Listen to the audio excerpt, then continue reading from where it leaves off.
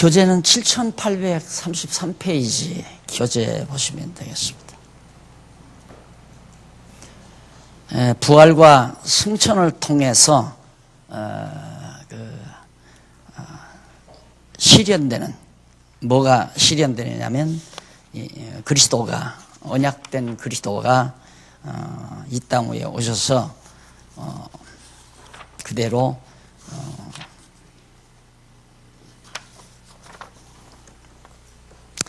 언약 성취가 오신 그리스도이심을 부활과 승천을 통해 실현함으로 증거하신다. 실제로 내가 예수 그리스도다, 예수님이 내가 구약에 언약된 그리스도다, 그 증거를 부활과 하나님께 승천함으로, 하나님께로 가심으로 내가 예수가 그리스도라는 사실을 확증해 주는 거죠.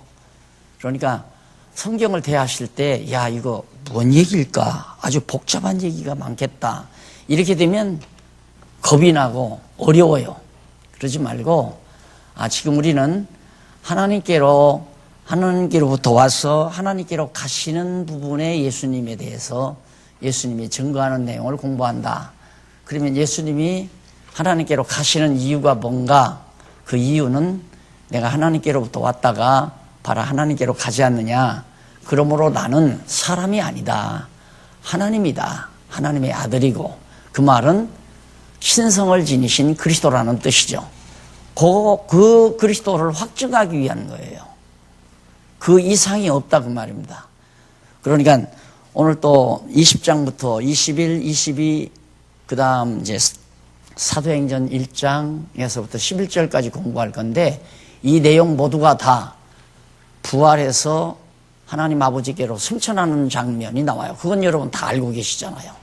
그럼 왜 부활해서 승천했는가? 예수님께서 그 이유는 당신이 사람이 아니라, 그냥 마리아의 아들이 아니라, 또 요셉의 아들이 아니라 하나님께로부터 왔다가 하나님께로 가는, 봐라, 내가 하나님께로 가지 않느냐, 그걸 가는 걸 실현함으로 당신이 하나님의 아들, 신성을 지니신 그리스도라는 사실을 증거하기 위한 거란 말입니다.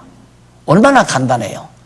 그렇게 자꾸 이제 여러분들이 공부할 때에는 자꾸만 복잡한 내용을 간단하게 만들어서 자꾸 이렇게 집어넣으려고 생각하면 됩니다. 조금 잔소리 할게요. 여러분 여행을 떠날 때 이것도 가지고 가야 되고, 어느 지역에는 덥다니까 이것도 가져가, 시원한 신발도 가져가야 되고, 반팔도 가져가야 되고, 반바지도 가져가야 되고, 어디는 덥다니까, 춥다니까 긴 바지, 긴 팔, 또 운동화도 겨울에 신는 거, 이런 거 다 골라놓잖아요. 골라서 이렇게 싹 싸놓으면 아주 막 엄청나잖아요. 뭐가 뭔지 모르잖아요. 그런데 딱 가방을 펼쳐놓고 차근차근 정돈해서 반팔은 반팔대로, 반바지는 반바지대로 이렇게 딱 정리해서 깔끔하게 딱 집어넣으면 아주 간단하잖아요. 그게 공부하는 거예요. 공부를 그렇게 하는 거란 말입니다. 그러니까 20장부터 사도행전 1장 11절까지 복잡하잖아요. 많은 얘기가 나오잖아요. 이렇게 복잡해도 딱 주제별로 간추려서 딱 집어넣으면 아주 간단하게, 어느 정도 간단한가? 가방 손잡이 하나만 딱 들면, 요즘에는 가방 밑에 발통이 달려가지고, 구름막 달려가지고, 그냥 슬슬 힘줘도 그냥 줄줄줄 가잖아요. 그렇게 성경이 쉬운 것이다. 근데 공부하는 방법을 잘 모르니까 무조건 자꾸 다 들어두고 다 싸두니까 방 안에 그냥 그득한 거죠. 아직 가방에다가 넣지를 못해가지고. 공부하는 건 뭐냐? 다 정리해서 가방에다가 아주 간결하게 집어넣는 거다. 머릿속에 간결하게 집어넣어야 되잖아요. 그리고 오늘은 뭘 공부할 건가? 진짜 예수님이 이제 하나님께로부터 와서 하나님께로 가시는 내용을 공부한다. 왜 예수님이 하나님께로 승천하시는가? 그걸 무엇 때문에 요한이 기록을 했는가? 예수는 마리아의 아들 인간이 아니고, 요셉의 아들 인간도 아니고, 하나님께서 인간의 몸을 입고 이 세상에 오셨다가 이제 하나님께로 다시 가시는 하나님의 아들, 신성을 지니신 그리스도라는 사실을 증거해 주기 위한 것이다, 이 말이에요. 그러니까 따지고 보면 할 말이 많지를 않아요. 할 말이. 그런데 제가 또 좀 야단 맞을 얘기인지 모르지만 30년 동안 너무 말을 많이 했어요. 너무 말을 많이 했어. 그래서 그게 항상 여러분들에게 죄송스럽기도 하고, 그래서 이걸 좀 간결하게 딱 간추려서 간단하게 말해드렸으면 여러분의 내리속에 얼마나 깔끔하게 명쾌하게 남아있겠어요. 그런데 그렇게 못해드린 것이 한없이 좀 후회스럽기도 하고 죄송스럽기도 하고. 이제 한번 확인해 보십시다. 우선 이제 오늘 공부할 대목이 사도행전 1장 11절까지인데 한 서너 부분으로 나뉘어져요. 그 내용 분해를 보면 20장은 부활한 현상을 보여줘요. 바라나 부활했다. 그러니까 그 당시에 로마 제국주의자들이나 유대교주의자들은 큰일 났어요. 예수의 시체가 없어져 버렸으니까. 그러니까 당장 돈을 주고서 사람들에게 돈을 주고 예수 시체를 제자들이 훔쳐갔다고 해라. 이런 거짓말을 막 유포해가지고 잘못하면 예수님이 정말로 시체가 도둑맞아가지고 어디 땅속 깊이에다 묻었다든가 안 그러면 바닷속에 매장시켰다든가 그런 것으로 모든 사람들이 알고 잊어버릴 수가 있죠. 그리고 예수 부활했단 말이 전해지지 않을 수도 있고. 그러니까 결국 예수님께서는 첫 번째로 20장에서 봐라 내가 이렇게 부활했다. 그걸 제자들에게 나타나 보여주면서 표적까지 행하잖아요. 고기도 많이 잡게 하고 막 밤새껏 베드로가 갈릴리 호수에서 막 고기를 낚았는데 한 마리도 못 잡는 거예요. 그런데 부활하신 예수님이 나타나서 야 그분을 오른편에 던져봐라 하니까 오른편에 던지니까 고기가 뭐 엄청 막 잡혔잖아요. 그게 이제 부활했다는 확실한 표적을 예수님이 보여준 거죠. 그런 것들도 이제 내용 속에 가면 다 나오겠지만 그 다음에 21장은 표적을 보여주면서 분부함으로 증거하는 내용입니다.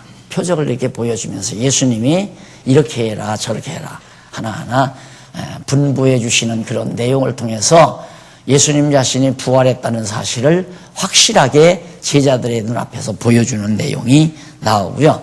그 다음 이제 사도행전 1장 1절로부터 11절까지는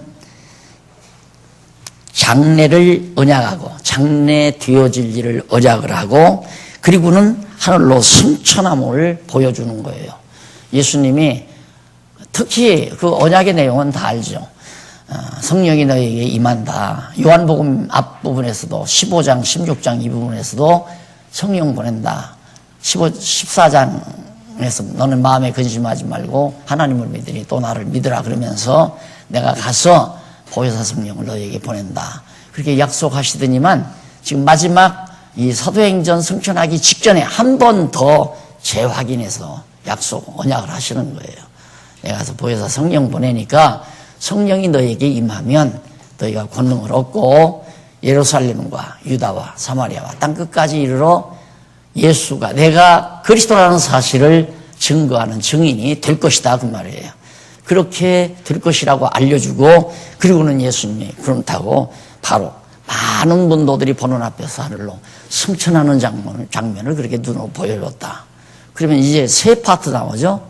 세 파트 20장 21장 사도행전 1장 1절로 11절 이 세 파트인데 이 모든 내용이 간단하게 또 간추리면 뭐냐, 부활과 승천을 통해서 예수님께서 당신이 하나님의 아들 그리스도이심을 증거하는 하나님의 아들 신성을 지니신 그리스도라는 사실을 증거하는 내용이다.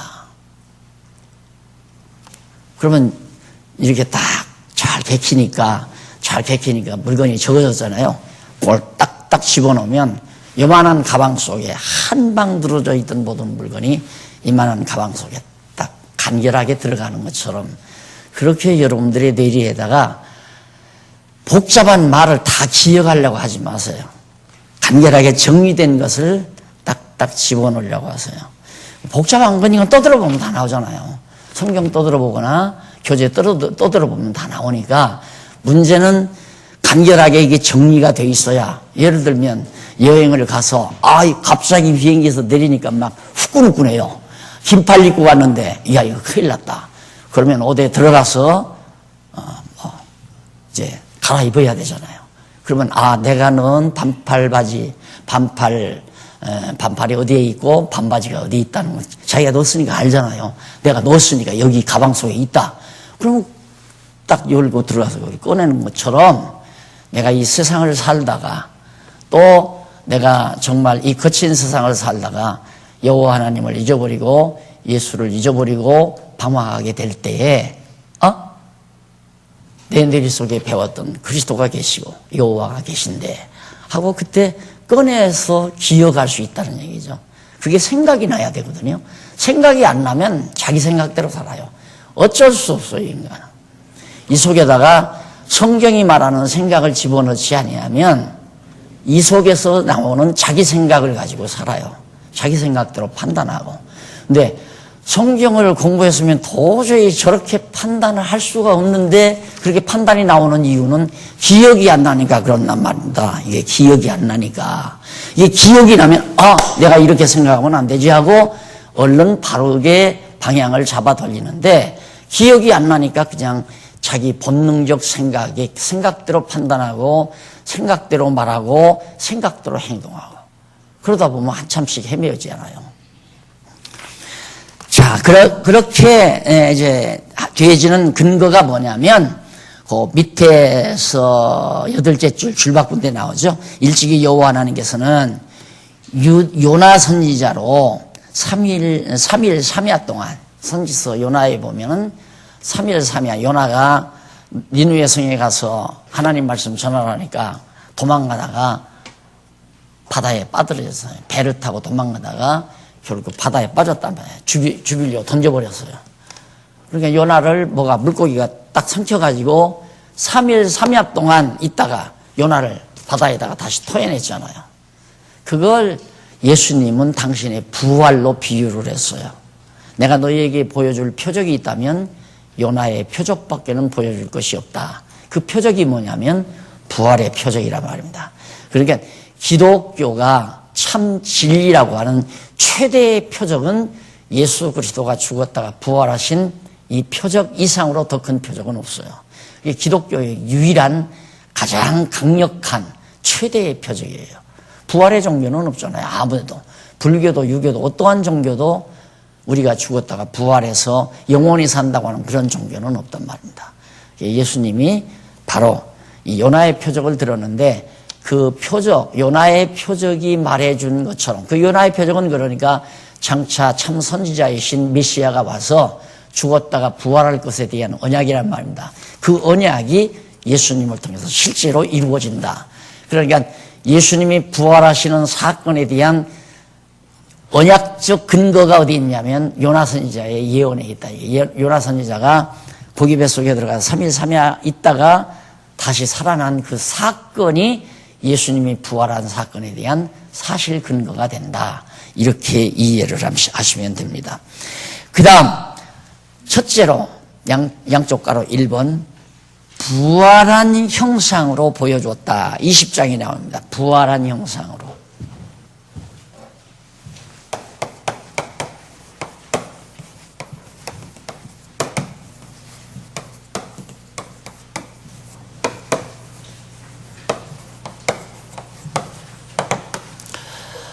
예수님이 부활과 승천을 통해서 이제 실현을 하시는데 일단 그럼 부활을 했는지 안 했는지 확증을 해야 되잖아요. 확실하게 보여줘야 한단 말입니다. 사람은 안 보면요. 눈으로 안 보면 잘 안 믿어요. 내가 그걸 당신 말만 믿고 어떻게 믿어? 그런데 사람 제일 어리석은 사람은 말만 듣고 믿는 사람이 어리석은 사람이에요. 그래서 바울도 누가복음 사도행전을 기록한 누가가 그 말을 하잖아요. 바울이 복음을 전했는데 베레아 사람들은 데살로니가 사람보다 너무 신사적이 더욱 신사적이어서 바울의 말만 듣고는 안 믿어요. 믿으면 안 되죠. 그건 바보예요. 그러니까 여러분들이 내가 여기서 강의하는 말만 듣고 믿는다는 건 낮은 수준이에요. 확인을 해야 돼요. 정말 저 박용기라는 사람이 하는 말이 참말인가 하고 성경을 통해서 확인을 해야 돼요. 그래야 그가 고상한 사람이죠. 신사적이고. 근데 사람들은 말만 듣고 믿어버려, 그냥. 어떤 소문만 듣고 믿어버려요, 그냥. 아, 그런가 보다. 누가 그런데, 그러면, 아, 그렇다고 그래. 그렇단데, 그렇대. 해가지고, 그랬대. 나중에는. 그랬어. 해버리고. 그래가지고 완전히 사람들이 이제 사기도 당하고, 그 다음 자기 인생도 망쳐버리고, 말만 듣고. 이게 절대 말만 들으면 안 된다. 바울의 말만 듣고 믿으면 안 돼요. 성경을 확인해야지. 그래서 역시 여기도 보면 예수님께서 예수님 내가 부활한다 말만 하고 떠나가셨다면 부활했는지 안 했는지 어떻게 알아요?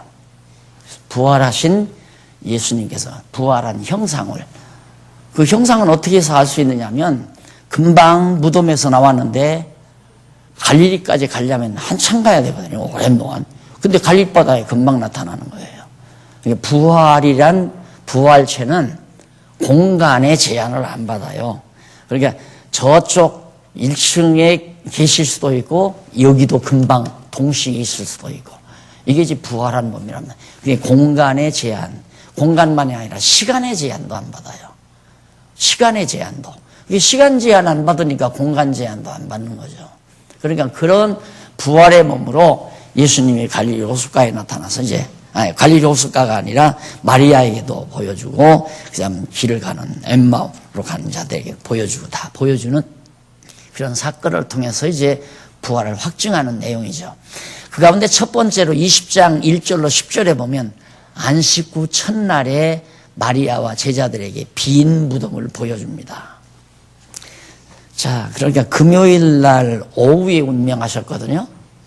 요일로 따지면 금요일 날 고난을 받으시고 붙잡혀서 심판받고 십자가에 못 박아서 운명을 빨리 했어요. 보통 운명은 그렇게 십자가에 못 박아 놓으면 보통 일주일 간대요. 그래서 최악의 형틀이거든요.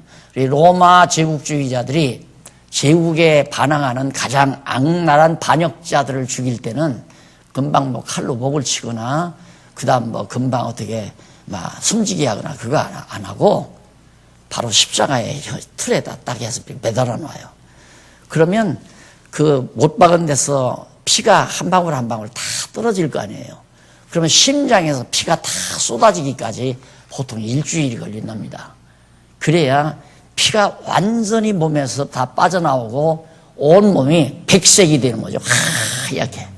그래가지고 죽는, 그러니까 아주 잔인한 죽음이죠. 그런데 예수님은 죽었다가 3일 만에 부활해야 되는데 3일째 돼도 아직 안 죽으면 부활이라는 게 의미가 없잖아요. 근데 놀랍게 십자가에 금요일 날 못 박았는데 저녁 때쯤 보니까 죽었나 살았나 하고 확인해 보니까 예수님이, 그 확인하는 방법은 다른 죄수들은, 다른 십자가에 못 박힌 죄수들은 다 다리를 분질러 왔어요. 다리를 이렇게 뼈를 부러뜨려 봤는데 예수님은 그게 아니라 창으로 옆구리를 팍 찔러 봤어요.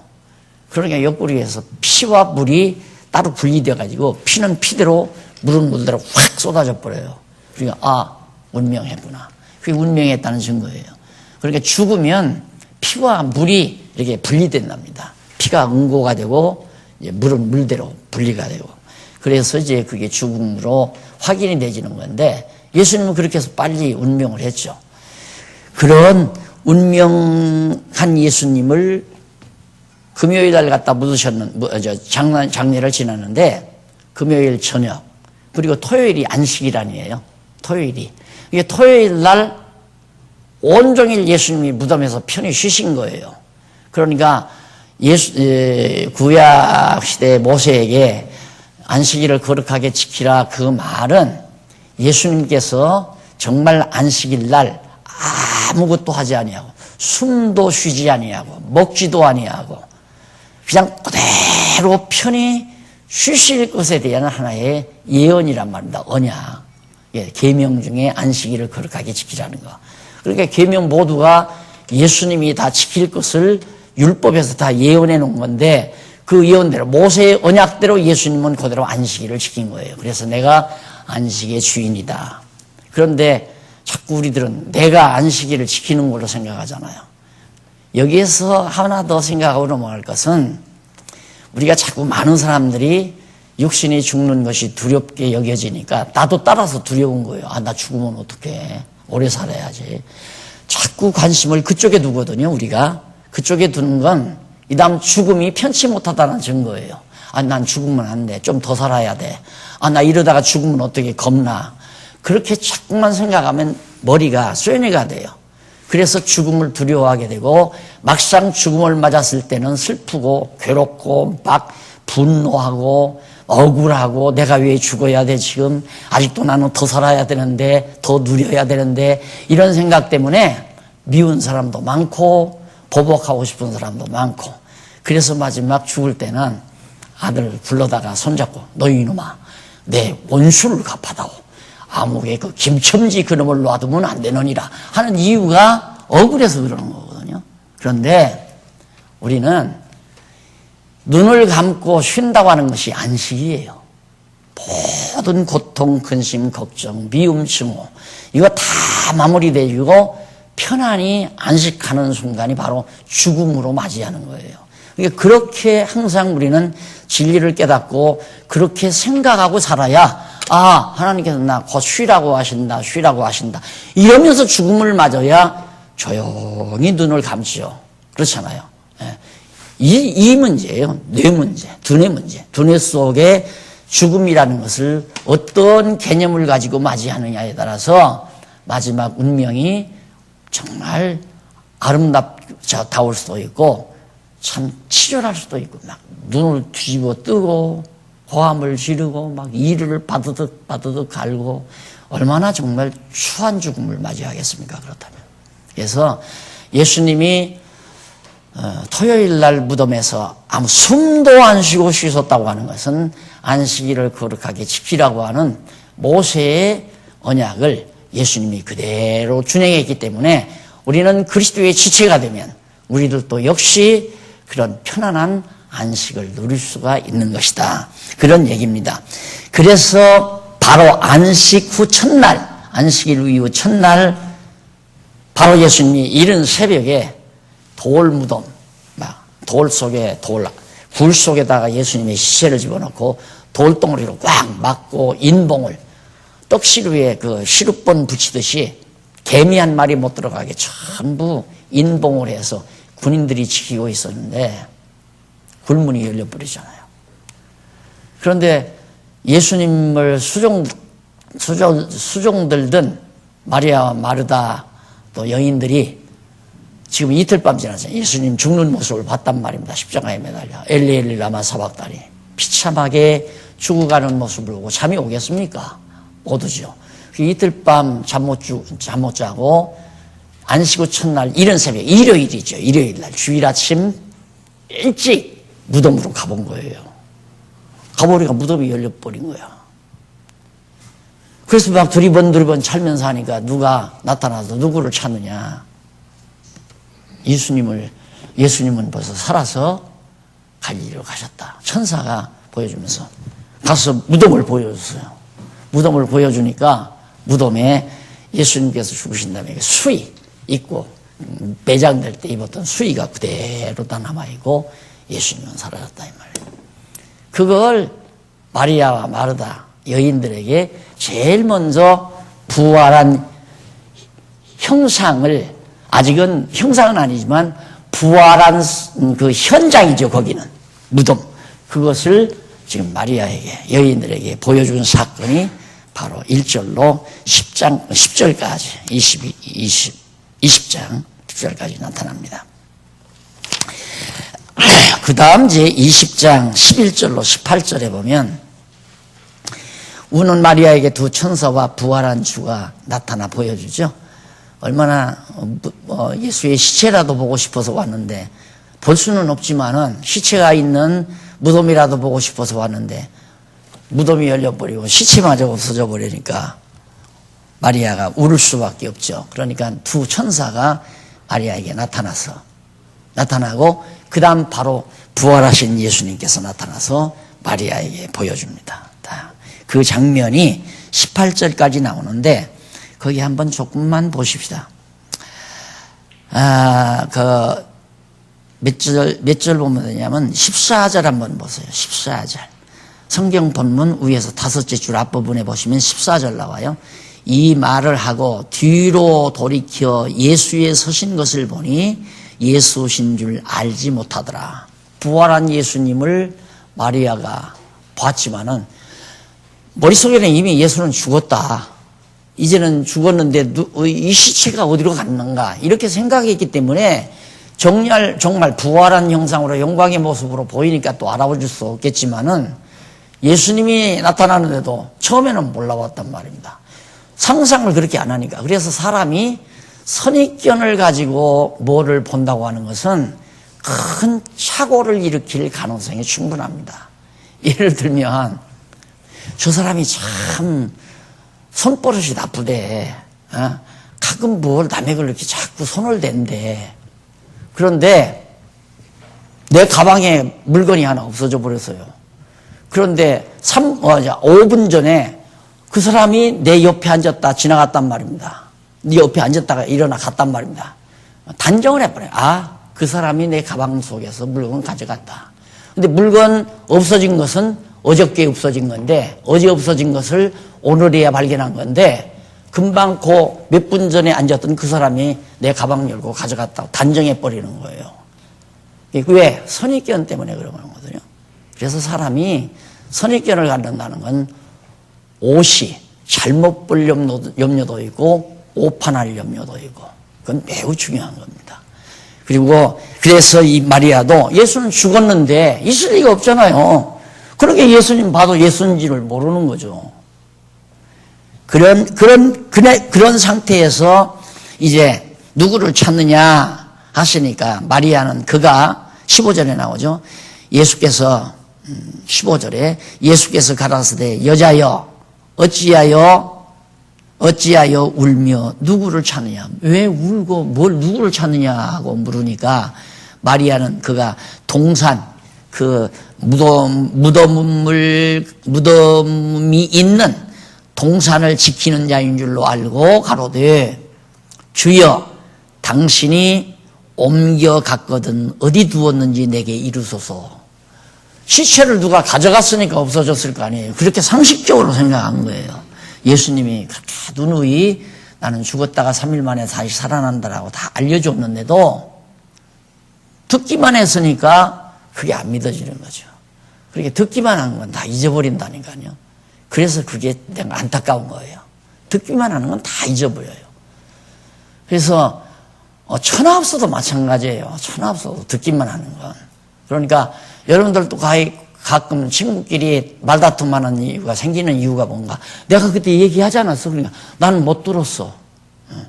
나는 그렇게 안 들었어. 해버리면 이제 둘이 아위다툼을 하는 거예요. 무슨 소리. 증인도 없고. 그게 듣기만 하는 거야. 반드시 문서가 필요하죠. 문서해서 도장을 찍어야 돼요. 딱딱. 그래야 하자없이. 맞아요. 나 계약금 1,000만 원 받았어요. 나 이거 5천만 원에 팔기로 당신하고 계약했어요. 정확한 거 아니에요. 그래서 듣고 지나가는 것은 순간순간의 효용은 있어요. 순간순간. 내가 막 답답하다가 뭐 한마디 들으니까 그렇겠구나 하고 잠시 잃어봤는데 그게 얼마나 가느냐 이거예요. 얼마 안 가요. 왜 얼마 안 가는가? 이 속에 들어가서 복잡한 것들과 다 뒤섞여 버리니까 다 퇴색돼 버린다 이 말이에요. 그게 기억이 안 나는 거죠. 그게 다 잊어버려지고. 그것이 어저께도 목사님들 이제 설교학에 대해서 방문 설교 원리와 방법에 대해서 제가 좀 도움을 드렸는데 다각각이라는 거죠. 그 다각각 얘기했는데 강의를 한 자신도 무슨 얘기했는지 하나도 기억 안 하는데요. 일주일 동안 막 부지런히 연습해서 막 준비해서 메모를 해가지고 메모지 가지고 나와서 보고 열심으로 성도들에게 가르쳤는데 끝나고 나면 내가 오늘 무슨 설교했나 아무도 기억하는 사람 기억하는 목사님이 안 계시대요. 목사님들 스스로 그 얘기를 해요. 근데 한 사람도 기억이 안 나는데 들은 사람은 더더욱 기억이 안 나죠. 그러니 스스로 확인 안 하고 되겠어요. 스스로 확인을 해야 돼요. 베레아 사람들처럼 목사 말만 듣고 그러지 말고 저 말이 정말 성경이 말하고 있는 내용과 같은 것인가를 반드시 확인하는 작업을 해야, 그래야 분명해지고 확실해진다 하는 얘기입니다. 이게 마리아가 동산지기인 줄로 그 예수 시체 누가 가져갔는지 어디다 두었는지 좀 일러달라고 그렇게 당부를 하니까,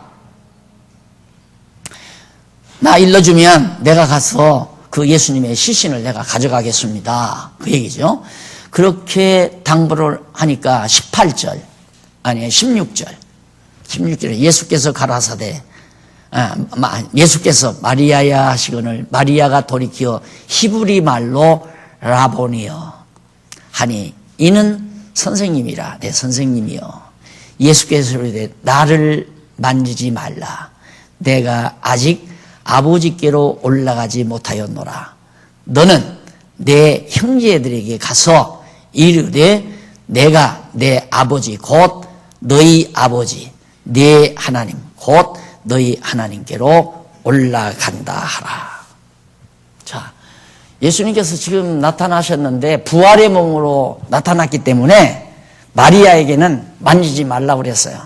만지지 말란 말은 내가 지금 아버지께로 올라가, 곧 승천해야 되잖아요. 승천해야 되는데 지금 이 상태대로 말리면 만질 것이 없어요. 쉽게 말하면 만져지지 않잖아요.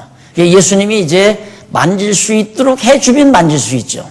옆구리 창자국이라든가 손에 못자국이라든가, 이거 이제 도마 같은 사람에게는 만지겠네. 마리아는 바로 마리아야 그러니까 라보니여, 당장 알아보잖아요. 선생님 하고. 그러니까 아직 나는 만지지 말아라. 나 아직 하나님께로 이제 승천해야 되는데 승천 안 해서 너 의심 안 나거들랑 만지지 말라 그 말이죠. 의심 나면 한번 만져보지만은, 그러니까 벌써 라보니여 하고 예수님을 알아보는데 뭐하러 만지라고 만지지 말라. 그래서 마리아는 제일 먼저 예수 그리스도의 부활하신 부활의 형상, 만질 수 없는, 눈으로 볼 수도 없고 만질 수도 없는데 보일 수도 있고 안 보일 수도 있고 만질 수도 있고 못 만질 수도 있는 그런 부활의 몸을 형상으로 마리아에게 보여주는 사건이 바로 18절에 나타나 있는 겁니다. 18절까지. 그 다음에 이제 거기 한번 조금 그 설명 한번 보실까요? 이쪽 37페이지 밑에서 9번째 줄 보면 줄바꾼데 나오죠. 그러자 예수께서 마리아야 하고 부르심으로 마리아가 돌이켜 히브리 말로 라보니여라고 말하는데 이는 선생님이라는 뜻이다. 드디어 마리아가 부활하신 예수님을 알아보는 감격적인 순간이었다. 마리아야 그러니까 아무리 생각해봐도 누가 마리아, 그 동산지기가 마리아를 어떻게 알겠어요? 그런데 마리아 자기 이름을 딱 부르니까 음성도 과거에 자기를 불러주시던 선생님의 음성이고, 그러니까 바로 돌이키면서 아이고 선생님 하고 알아봤다 이 말이야. 그 감격이야말로 이루 말할 수 없었을 거 아닙니까? 죽으신 줄 알고 시체라도 볼 수는 없지만 무덤이라도 보고 싶어서 이런 새벽에 왔는데 결국에는 예수님, 부활하신 예수님의 형상을 봤다고 하는 건 마리아에게 있어 더 없는 감격이 아닐 수 없었습니다. 그런데 거기서 예수께서 나를 만지지 말라, 내가 아직 아버지께로 올라가지 못하였노라. 너는 내 형제들에게 가서 이르되 내가 내 아버지께 곧 너희 아버지 내 하나님 곧 너희 하나님께로 올라간다 하라. 빨리 가서 제자들에게, 다른 제자들에게, 형제들에게 가서 알려줘라. 나 부활했다고. 그리고 하나님께로 곧 간다고, 올라간다고, 승천한다고 해라. 여기서 나를 만지지 말라, 내가 아직 아버지께로 올라가지 못하였노라는 내용 가운데 만지지 말라는 말은 헬라어로 합투라고 하는 말이에요. 이는 붙들지 말라, 붙들지 말라 뜻으로 번역이 됩니다. 그러니까 만지지 말라가 아니라 붙들지 말라. 나를, 부활하신 예수님을 꼭 붙들고 이제 다른 데 못 가게 그렇게 붙들어 놓지 말라. 이제 곧 나는 갈릴리도 가야 되고 또 아버지께로도 내가 승천해야 되니까 내가 너와 함께 이 땅 위에서 오래 머물러서 살 수 없으니까 나를 붙들고 만류하지 말라. 그런 의미로 우리가 이 내용을 살피면은 분명합니다. 그리고 아까 만지지 말라 하는 말이 예수님이 정말 부활하는 것이 의심나면은 예수님께서 도마에게는 만져보라고 그랬잖아요. 이렇게. 그러니까 이미 마리아는 확실하게 예수님을 알아보니까 이렇게 확인시킬 필요도 없잖아요. 다만 나는 아버지께로 가야 되니까 섭섭하지만은 당분간은 헤어져 있어야 된다. 그런 뜻에서 나를 붙들지 말라는 뜻으로 이해를 하시면 되겠습니다. 그 다음에 20장 19절로 23절 부활한 주가 제자들에게 나타나 표적을 보여주며 언약을 합니다. 예수님께서 부활하신 주께서 제자들에게 나타났어요. 그리고 표적을 보여줬다. 무슨 표적이냐면 아까 말한 대로 이날 곧 안식 후 첫날 저녁 때 제자들이 유대인들을 두려워하여 모인 곳에 문들을 닫았더니 예수께서 오사 가운데 서서 가라사대 너희에게 평강이 있을지어다. 자, 예수님이 이제 유대인들이 예수를 죽여놓고 그 다음 차례가 누구예요? 예수를 추종하던 세력들을 싸그리 다 해치워야 되겠다. 바로 수순이 이어질 거 아니에요. 그러니까 예수를 따르던 제자들이 전부 도망가가지고 자기들끼리 모여있어 은신에 있는 곳이 있었어요. 거기를 예수님이 알고 또 가셔서 한가운데 갑자기 문 다 닫아 걸었는데 무서우니까 문 다 걸었을 거 아니에요. 닫아서. 그러는데 그 문도 열리지 않았는데 가운데 딱 들어가서 서가지고 두려워 말라. 너희에게 평강이 있을지어다. 그리고 꼭 유령이 나타나는 기분이겠죠. 그런 상태에서 그 20절에 보면 이 말씀을 하시고 손과 옆구리를 보이시니 제자들이 주를 보고 기뻐하더라. 손에 보니까 못자국이 있고 옆구리에 창자국이 있고 이게 표적이에요. 그러니까 만약에 부활하신 예수님이 창자국, 못자국이 있듯이 내가 어떻게 살다가 잘못해가지고 눈 하나가 찌그러졌어요. 내가 눈을 관리 못해가지고 찌그러졌어요. 그런데 찌그러진 모습으로 한 세상 사는 것도 참 속상했는데 부활할 때 찌그러진 눈으로 부활한다면 부활하고 싶겠어요? 차라리 부활 안 하고 싶죠. 그러니까 그 말은 제자들이 의심할 거니까 유령으로 할지도 모르고 그러니까 보여준 거예요. 봐라. 내가 그리스도가 분명하다. 십자가에 못 박혔던 못자국을 봐라. 옆구리에 창자국을 봐라. 그걸 표적으로 증거해서 거기 모여있는 제자들로 하여금 믿게 만들려는 것이죠. 그 다음에 24절로 31절에 보면 표적을 보고 도마가 믿으니 이를 기록한 목적을 알려줍니다. 예, 도마가 의심이 제일 많대요. 그런데 인도에 가보니까 인도 목사님들이 우리 김기웅 목사님의 강의를 듣고 나서 하룻밤을 이 사람들이 잠을 안 자고 막 성토를 한 거예요. 자기들이 이제 자책을 한 거예요. 야, 대한민국, 한국은 복음을 받아들인 지가 1세기 남짓 된다더라. 100년 남짓 된다는데 100년 남짓 된 한국 목사님이 저렇게 성경을 적나라하게 깨달아서 우리에게 전달해 주는데 우리는 2000년 전에 도마가 인도로 왔답니다. 도마 사도가. 그 도마가 인도로 와서 그리스도의 복음을 증거해 줬대요. 그렇게 2000년 역사 됐잖아요. 인도의 기독교는.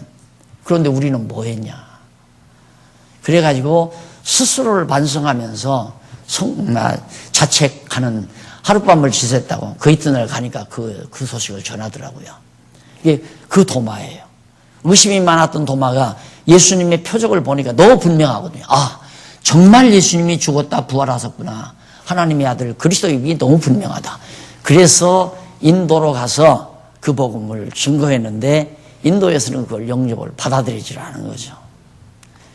그래서 결국에는 복음이 이제 이쪽 아시아 쪽으로 인도가 그때 받아들였다면 네팔, 그다음 뭐 중국에서 한국으로 일본으로 이렇게 이제 복음이 왔으면 우리들도 뭐 2000년 전은 아니지만 적어도 한 1000년 전, 500년 전에 우리가 기독교가 들어왔을 거 아니에요. 이 인도에서 안 받아들이는 건 하나님께서 이쪽 동양으로 아시아 쪽으로 복음 증거하는 걸 막으셨다고 그랬잖아요. 그래가지고 결국 바울을 마게도냐로, 에게해를 건너서 마게도냐로 보낸 것이 유럽이 먼저 복음을 받아들이고 카나다, 미국을 통해서 결국 우리 한국으로 돌아오다 보니까 그 기간이 거의 한 1900년 가까이. 그래서 우리는 이제 그리스도의 복음을 받아들인 자가 100년 남짓밖에 안 됐지만 우리에게 엄청난 복을 준 거죠. 나는 안타까운 것은 가끔 안타까워하는 부분이 있는데 혹시라도 내가 비유를 하나 든 거 있죠. 나 사는 마을에서 얼마 안 되는 곳이었는데 내가 학교 다니던 중학교 있는 동네인데 그 동네에 엿장사가 나타나서 날 따뜻한 날 양지 끝에서 엿을 팔다가 안 팔리니까 머물고 있는데 동네 아이들이 돌 하나를 가지고 장난을 치니까 엿장사가 그걸 이렇게 봤어요. 이게 돌이 보통 돌이 아니에요. 그러니까 얘들아 내가 엿 줄게 그 돌 놔줄 거냐 그러니까 그런다고. 그러니까 그걸 덜렁 엿장사에게 그 돌을 주고 엿을 5놈들이 한 가락씩 받아서 다 먹고 좋아했단 말입니다. 근데 이 엿장사는 그걸 그냥 연목판에 넣고 싣고 다니다가 어디 따뜻한 데서 쉬느라고 그 돌을 갖다가 엿가위로 톡톡 치니까 완전 노다지예요. 황금 덩어리. 그래서 그때 소문 듣기는 그 금을 팔아가지고 거기는 논이 한 30마직이에요. 그 한 필지가 한 30마직인가 될 거예요. 그런데 그 논을 몇 필지를 샀다고 그러더라고요. 거부가 돼버린 거예요. 우리 장안중앙교회 질그릇 정말 보화 당겼거든요. 엄청난 보화. 어디에도 없는 보화 아니에요. 지금 목사님들이 지금 혼탁하고 앉아 있잖아요. 어떻게 한국교회에 이런 보화가 담겼냐고. 그래서 이거 잃어버리지 않았으면 하는 간절한 바람 하나, 그거 하나밖에 없어요. 기왕에 우리 장안중앙교회가 받은 보화니까 이거 그냥 깔끔하게 잘 보관해서 정말로 필요한 자들과 사랑하는 자들과 함께 하면서 즐기는 아름다운 복이 우리 장안중앙교회 성도들에게 꼭 있었으면 하는 바람 하나, 그거 하나 마음에 간직하고 살아가는데 혹시라도 공부 안 하면 다 잊어버리는 거죠. 뭐 공부 안 하면. 그래? 그래서 내가 공부하니까 지겹죠. 무슨 놈의 예수 믿는데 공부가 필요하냐. 그냥 기도하고 찬송 부르면 되지. 이렇게 옛날처럼 생각한다면 그건 아니죠. 그건 아니에요. 보화를 간직해야죠. 그래서 정말 그 보화를 인도 사람들은 몰라가지고 2000년 전에 도마를 통해서 예수가 그리스도라는 걸 들었지만 몰랐지만은 우리는 1세기밖에 100여 년밖에 안 되는 우리가 예수를 그리스도로 알게 됐다는 건 엄청난 하나님의 은혜가 아닐 수가 없는 겁니다. 그래서 거기 27절 한번 보십시다. 도마에게 이르시되, 밑에서 세 번째 줄 가운데 좀 못 미쳐서 27절 도마에게 이르시되 네 손가락을 이리 내밀어 내 손을 보고 내 손가락을 내밀어 내 옆구리에 넣어보라. 예수님의 창자옥이 있던 그 창자옥에다가 손가락 집어넣어보라. 그리하고 믿음 없는 자가 되지 말고 믿는 자가 되라. 도마가 대답하여 가로되 나의 주시여. 믿나이다 그러겠죠. 나의 주시여 나의 하나님이시니이다. 바로 하나님이십니다. 당신은 신입니다. 예수께서 가라사대 너는 나를 본고로 믿느냐? 보지 못하고 믿는 자들은 복되도다. 우리는 못 봤잖아요. 부활하신 예수님 못 봤어요. 근데 다만 성경에 기록된 이 사건만 보는 거죠. 그러니까 우리가 더 복된 거예요. 도마보다도 우리가 예수님을 실제로 부활하신 예수님 못 보고 믿어지는 우리가 더 복된 자라 이 말입니다. 그러면서 하는 말이